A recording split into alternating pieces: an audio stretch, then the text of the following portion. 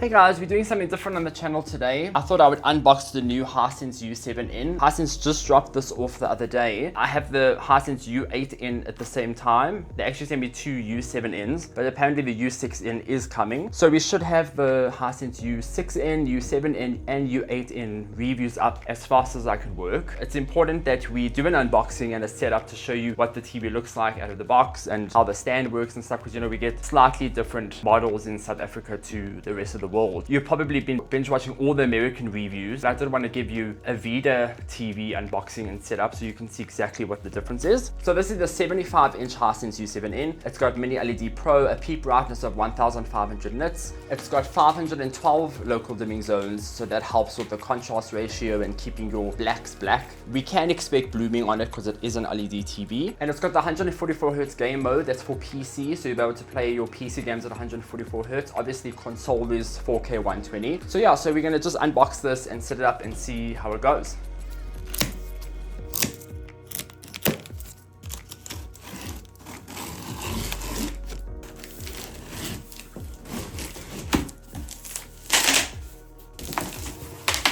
So in the box you obviously get your stands and then some instructions how to install the feet. I know with this TV it has two metal feet that stick out, but then a metal plate goes on top and then it like closes it up and it makes it all quite neat and stuff. You also get your power adapter, and here's the other foot in here. I wonder why one's in green wrapping and one's in clear wrapping.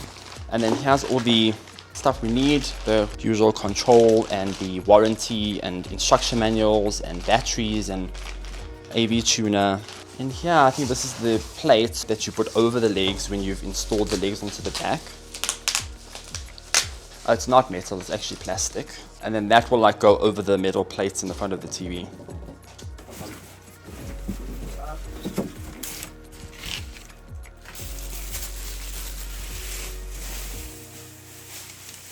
So I know everybody's got their own way of installing feet on the TV, but I think in this case you can see that the feet go from the bottom of the TV, so you can easily put the TV with its back on the TV stand so that you can quickly screw the feet on. If the legs were being installed on the back of the TV, obviously you can't put the TV on the TV stand, but it also just helps because you could just lift the TV up and put it face up without having to worry about putting the screen flat. In the box you do get quite a thick piece of cardboard that you could use to also put the TV down and install the stuff, but I think for this method we'll just put the TV on the TV stand itself.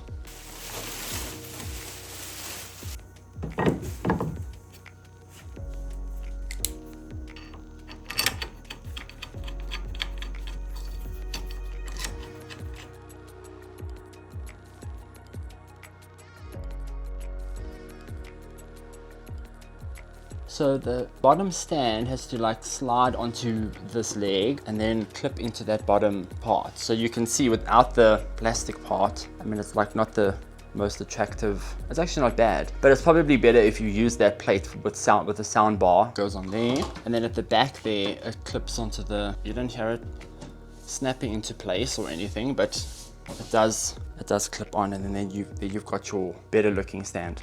TV does use a kettle plug. It just goes to show how much power these mini LED TVs use. There is some cable management on the stand as well. As you can see down there, you can kind of clip it in, and then you shouldn't see the cables from the front. That's the whole point of cable management, I guess. When it comes to ports, we've got 4 HDMI ports here. 2 of them are 4K 144Hz. So these are 3 and 4 are obviously the HDMI 2.1 ports. And then you get your 2 normal HDMI ports. HDMI 3 is eARC, which is quite a bummer because I know that some TV manufacturers are now putting eARC on HDMI 2 in order to open up another HDMI 2.1 port. Obviously it's not happening on the Hisense TVs this year. You also get the AV tuner, headphone jack, an aerial tuner, USB 3 port, that's a service port there. And on the back end here there's a LAN, an optical port, another USB port, and the service screw.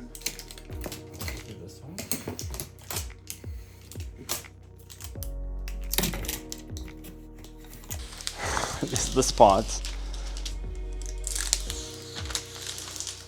that we all love the most.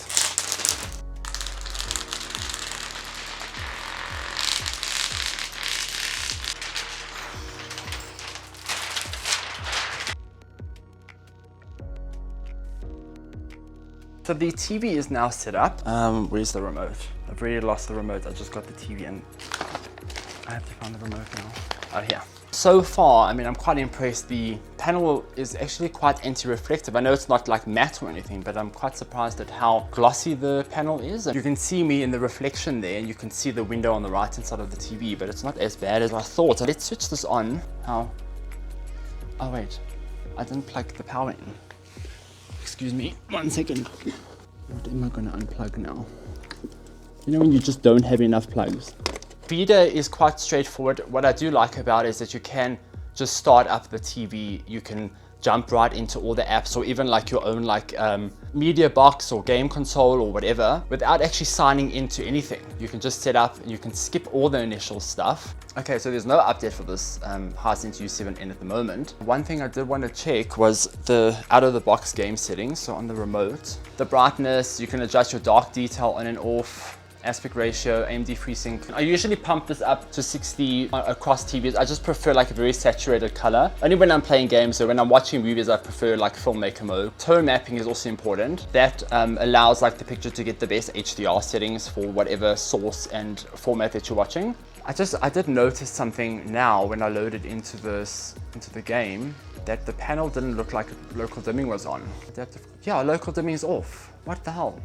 Okay, so after investigating the local dimming, it seems that VRR and local dimming aren't talking to each other at the moment on the TV. So if you have VRR enabled, then it disables the ability to do local dimming, which is an issue that has been present on the previous Hisense TVs and other TVs, to be honest. So I'm sure Hisense probably knows about it. I'm not sure at this point what the solution is for that. We'll have to just do more tests at the moment to see how to bypass that. But so far, the TV is shaping up to be quite cool. It's super bright. The picture quality is really great. The colors are there. I'm going to obviously do a whole bunch of other like technical tests over the next few days. I just wanted to give you a closer look at the Hisense U7N, and then the review should be up soon, and then I'll jump right into the U8N, which is like the high-end model in the range. So yeah, while you're here, do consider liking and subscribing, and then we'll check you next time. So cheers, farewell.